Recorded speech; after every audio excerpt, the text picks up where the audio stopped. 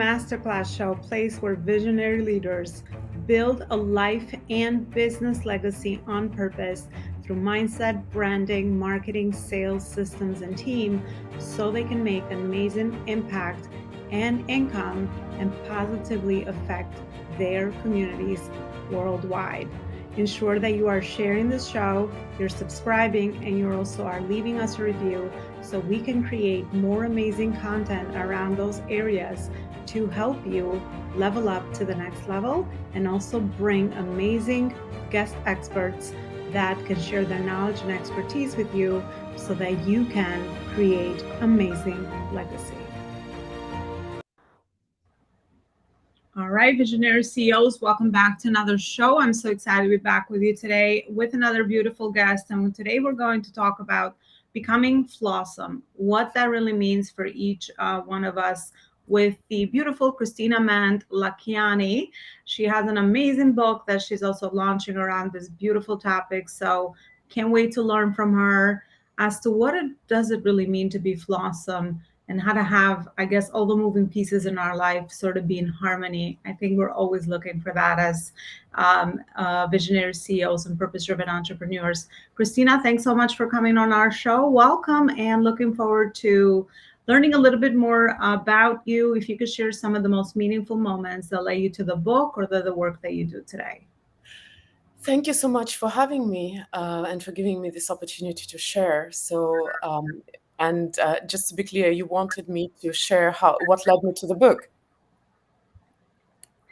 right? Yes, Okay. yes. So I know you have an amazing book that you are launching Yeah.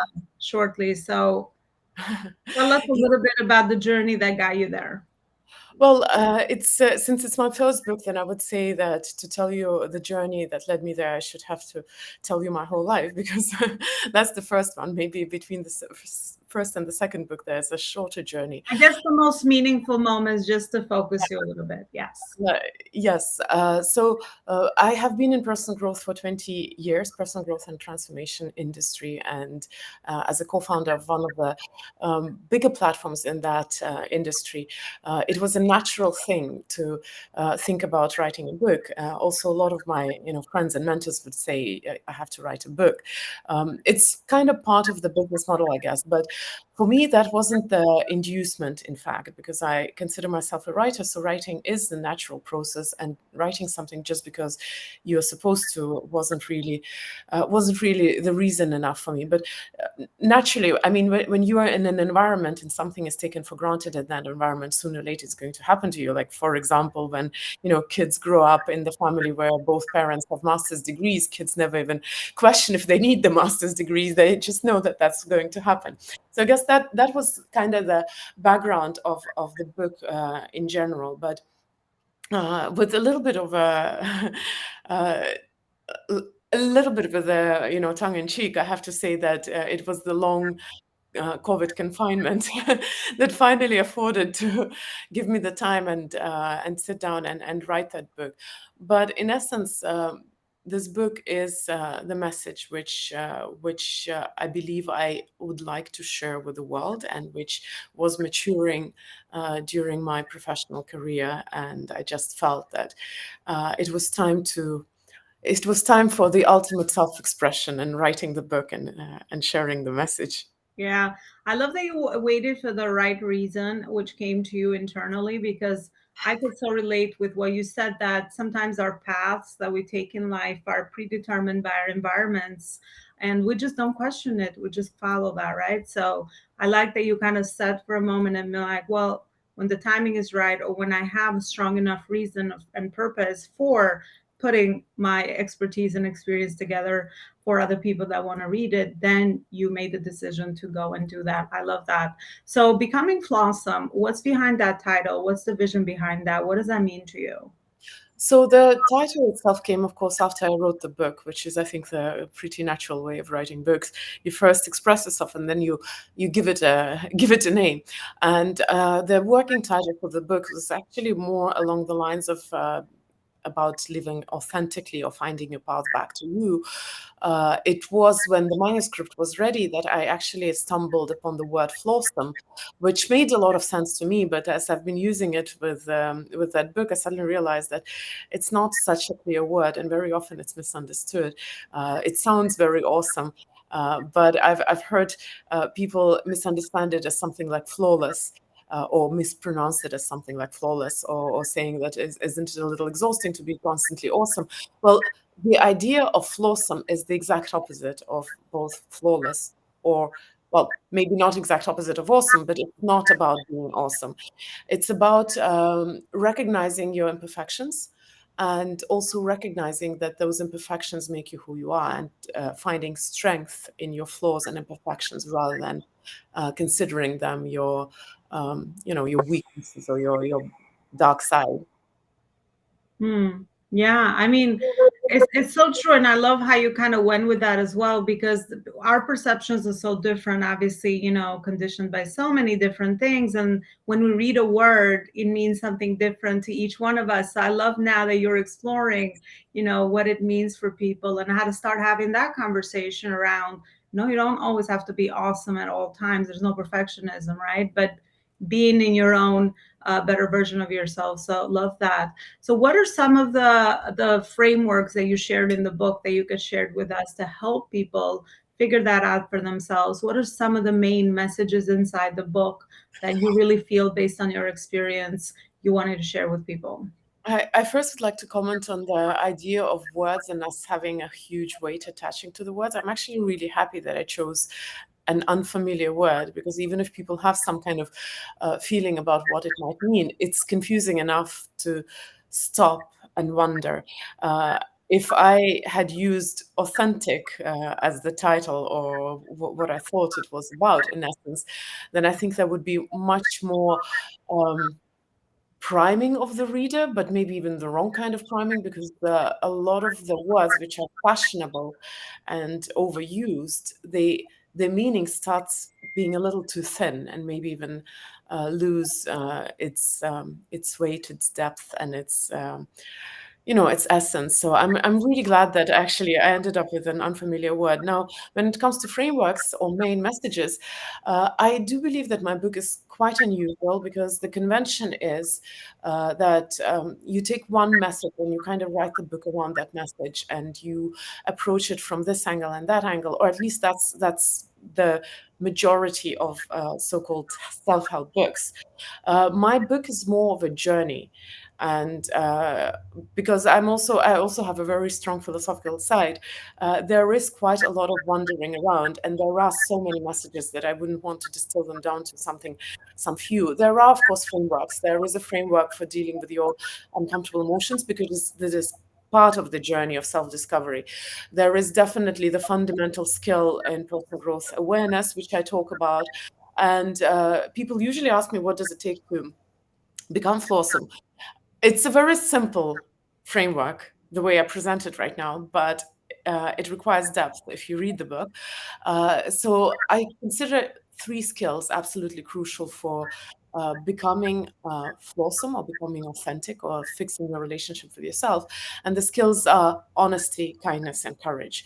So a lot of the book are around those three skills. And I know they're not strictly speaking skills in the way we understand those words, but I use them as skills. So these are the maybe some of the frameworks and some of the ideas from the book. Love that. So let's dive into that. Those three skills that you call, those three very important. I call them those values myself, but again, everyone has a different perception of that, because those are so important in life with whatever is it that we choose to do. So let's dive into each one of those. Give me your perspective on each one of those three. Well, I think values are only values when they're practiced. So values can, well, and should be probably exercised as skills. It's it's a it's a very open question, and honestly, I'd like us to just have a discussion about maybe different aspects of that. Uh, if we start with honesty, I guess a question to ask would be how honest are we with ourselves? And that's already a very loaded question and a very heavy question in terms of ethics and morality. I talk about all of those skills, whether it's honesty, kindness, and to a lesser degree courage, as reflected upon yourself. I mean, courage is a personal practice, but very often when we talk about honesty or kindness, we think about it as expressed outwardly. Am I honest to the world or to people in my life? In my book, the context is practicing those skills turned towards yourself. How are you? How Mhm. honest are you with yourself? And maybe I can just open up a little bit the conversation um, about honesty as in questioning, are we really as honest as we'd like to uh, feel, or how how absolute the truth really is, because very often truth and honesty are used almost as complementary words, but in reality, you can be honest without knowing the truth, or you can definitely know the truth and withhold the honesty.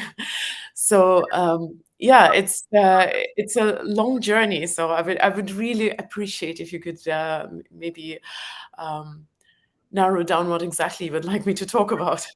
Yeah, no, I love how open the conversation is, because in my platforms or my show is always about speaking from the heart and channeling with the right message that comes through, directed by the questions or directed by whatever topic is it that we're speaking about. So I love that you share that perspective and those thought provoking questions, because through questions is how we, get to open up our awareness so that we could start, having a moment of reflection and really being honest with ourselves, to really look at maybe areas or kind of connect the dots between certain situations in our life and business that maybe we're not so honest, or maybe we are, right? We all do a self check, all of us, and the listeners listening to the interview on their own terms. But I think the questions that you proposed, without even having a sort of framework around it, is still very, very valuable. And I could see the depth in your personality, by the way, the philosophical side of you. I think that's very, very, it makes you unique, it makes you who you are, for sure. So what about your journey of entrepreneurship? What, because my our audience here is seasoned entrepreneurs and business leaders. So what can you share based on, even maybe, tying it back to some of the things you shared inside your book, as to some of the key lessons that you have learned being an entrepreneur and sharing your work with the world and choosing the work that you really feel called to do out there in the world? Well, there are two disclaimers. Disclaimer number one is my book is not my biography, by no means, not at all. In fact, people who read the book, they would get some glimpses of my experiences as illustration to certain points, but they will not be able to piece my story together because that wasn't an intention. The disclaimer number two is that I ended up in business actually, well, I would say by accident and reluctantly, and it wasn't my life choice. Uh, I was, I ended up on this path, and only later I realized that this was a lucky coincidence that I ended up on this path.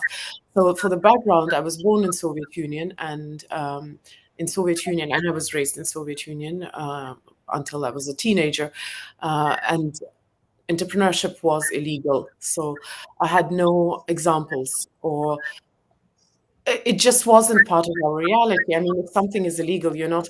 I don't know a lot of people who would dream of growing up and doing something which is not considered uh, above the board.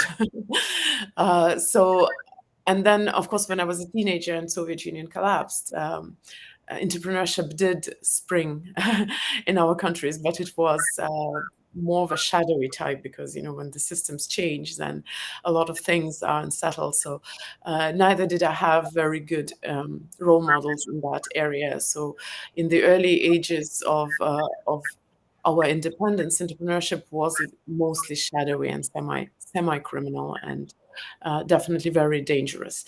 So I ended up in business accidentally, and that was not my design. I got married at the age of 25, moved to US, had to leave my career behind, everything behind, my career, my friends, my family. And since employment in US with visitors visa wasn't possible, I was still trying to, but it wasn't possible legally as well.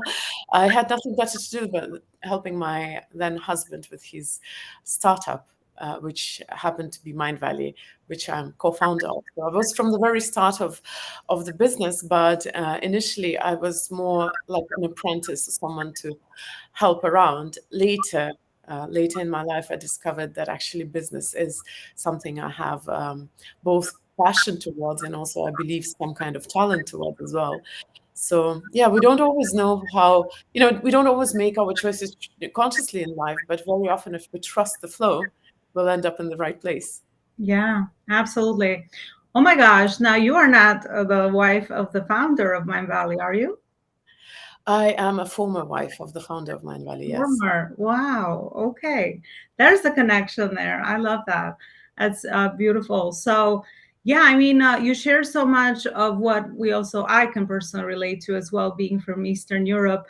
This is not a modeling that we see very often in entrepreneurship, being that channel that we aspire or we grow up to kind of admire.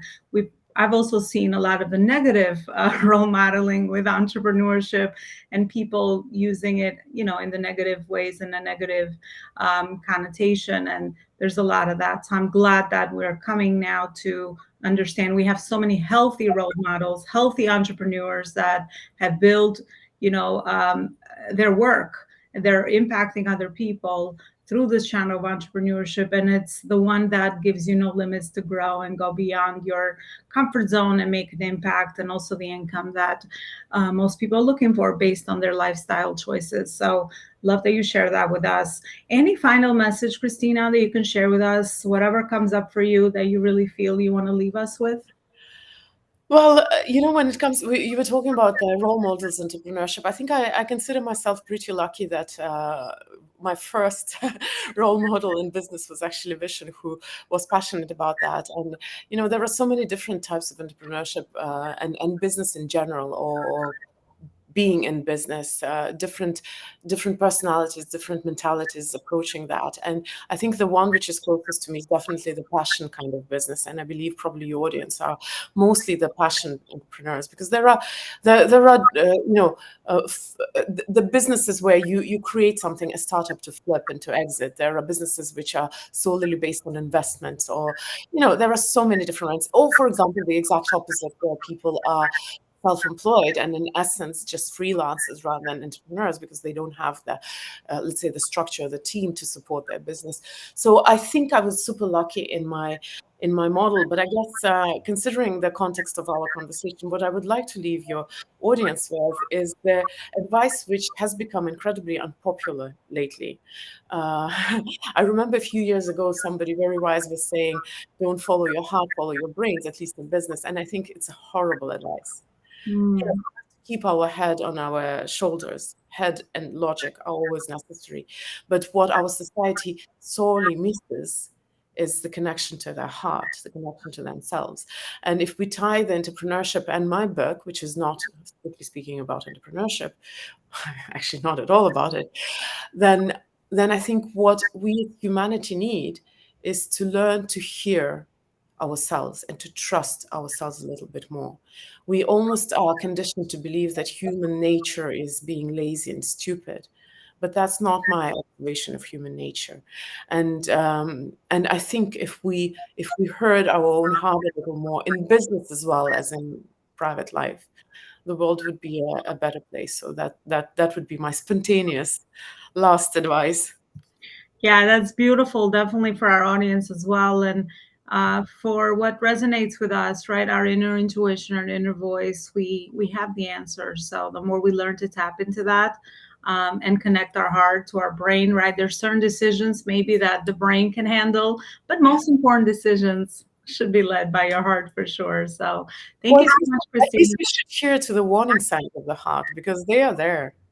Yeah, and we we we are too stuck in our head, and then we get surprised. Why am I lost? Why am I unhappy? I've done everything that I was supposed to do. I've achieved my goals. I'm success. So why am I unhappy?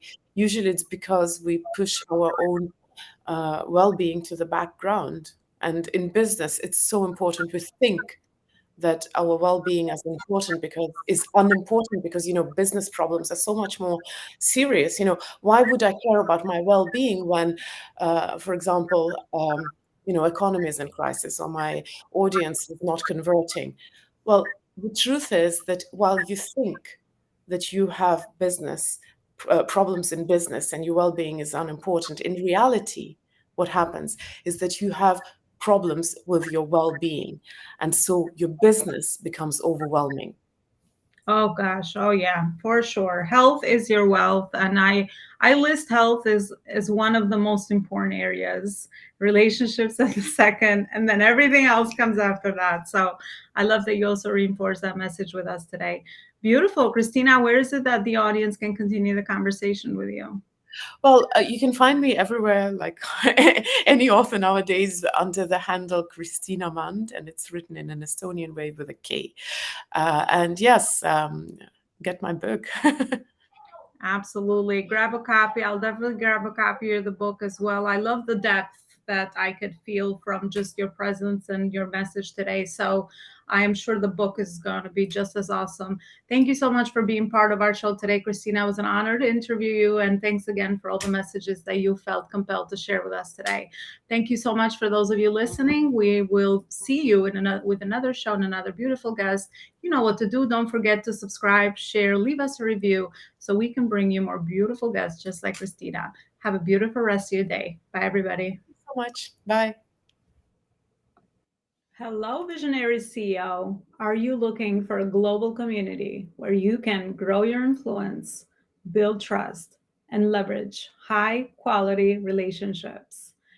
I'm introducing the Life School Global Community Expert Program that we have here at the Life School, where, as a visionary CEO, you'll get to be part of an amazing community with over 30,000 seasoned entrepreneurs and business leaders and growing daily so that you could do just that.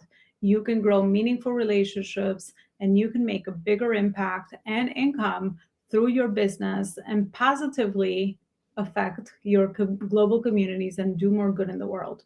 In our global community program, we will warmly introduce you to members in our community for trust building and referrals.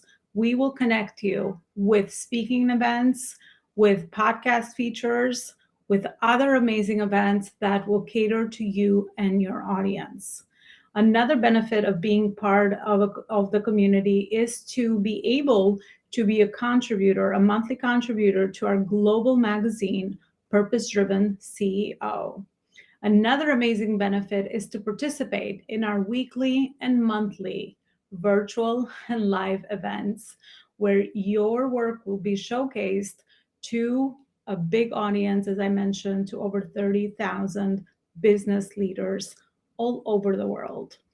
The other benefit that you will have is be part of our Facebook group community of members and all our Facebook pages and personal profiles totaling in over 10,000 followers.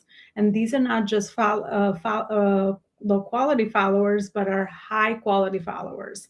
That is something that I, as the founder, am very proud to be able to leverage in our audience. The other thing you will be part of is the exposure on our LinkedIn community as well, to over 10,000 followers. And then our TikTok and Instagram that has over 100,000 followers, and also our email list of over 30,000 followers. The benefits of the community are always growing. So these are just some of the main features that we have built already and have in place. So I'd love to invite you to join. There is a monthly membership for you to choose from, which is just $49 a month, or a yearly membership paid in full, and you could save 2 months at $490 yearly. The monthly membership, you can always cancel just by simply sending us an email if you obviously feel that the community is not a good fit for you. I'm looking forward to having you join. Go to elonaloparicoaching.com/events and you'll find more information on how to sign up. Thank you so much. I'm looking forward to seeing you inside our community.